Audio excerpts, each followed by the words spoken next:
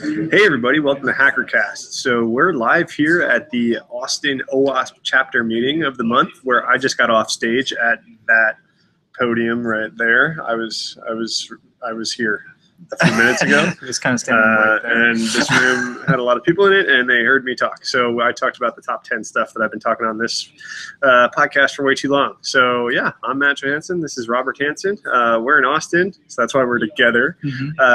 We have no Jeremiah today, because this is kind of haphazard. We're going to do a demo for you real quick. So this is going to be kind of like our bonus round instead of the news links. So we'll do the news links later in the week. So Robert, you've got something cool. I do. You showed it to me right before I got on stage. Yeah. I had to try to digest it really quickly. So. That probably didn't go very well. That probably ruined your vibe here a little bit. It's okay. All right. So what this is, if you're familiar at all with scriptless attacks, there's been sort of a rash of these going around.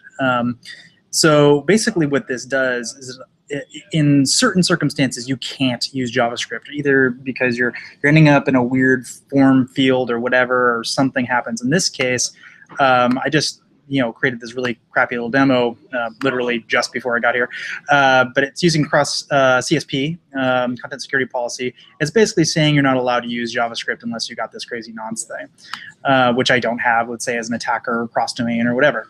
So if there is this thing HTML equals, let's say that's a parameter that can be injected, and let's say you can do an inject like HTML, but you can't inject JavaScript.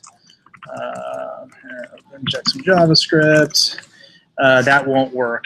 If you look at the source, the code actually is there, but it's not actually rendering because of that CSP thing. So there is a way that you can do something bad to that. Basically, what I'm doing here is I'm injecting a dangerous button. And what this button actually is an HTML5 button, which, why would that be any different? Well, there's two things that are different about it. First is this form attribute basically says, tie this input field to this form with the ID form1. So now, even though it's outside this form field, it actually is now associated with it. It's weird, huh? And then secondly, it says form action, and that form action, like, normally is going to some benign function on your site. I just created form action to HTML or whatever. But now it's going to some malicious website.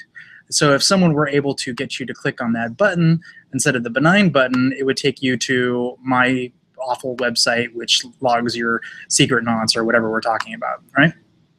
So that seems bad, right? So you're spoofing the form.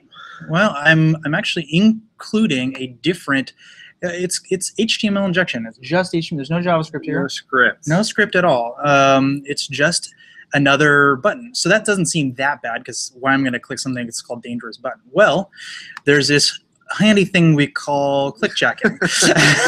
And if I made it semi-opaque so you can see here, but if I click on this button here, it takes me to another page. And if I view show only this frame, you can see that has actually sent my nonce cross domain.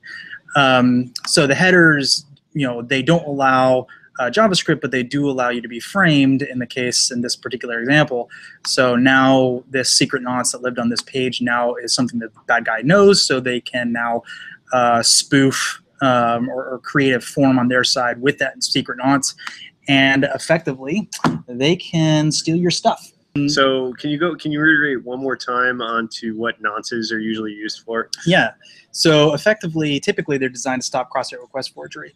But if the bad guy knew what the cross-site request forgery nonce was, they can submit that on your behalf and do some bad things. So that's really the most dangerous thing to know. It's even worse than cookies in some cases, because really I don't really need to access your account. I just need you to do something on my behalf, which is better if you think about it, because now it's your IP doing stuff. Much harder to trace, right? Harder to trace. Forcing your browser to act as it is your browser. It has your cookies. It's going to act on behalf of you and not me. So that's right. Scary. Yep. And CSP doesn't protect it because it's scriptless. Right. So even though you're disallowing inline JavaScript, it doesn't matter. Okay. Yeah. Cool. So it would have been protected if you'd used X-frame options. Okay. And there from the exploit. Not necessarily Right. the vuln. The exploit would have helped Right. protect against the clickjacking part, Right. not the scriptless HTML injection. That's right. Okay. So there's possibly other things you can do there. Social engineering, you can, Exactly. Okay, cool. Just another day in HTML, I think that's right? it, right? I think that's it. So, yeah, like we said, we're gonna do another, full length HackerKast at the end of the week. But we figured we'd get this one out live while we're together, and that's really cool. This is scary stuff. You scare me. I hate coming to Austin. All right, everybody. See ya. See ya.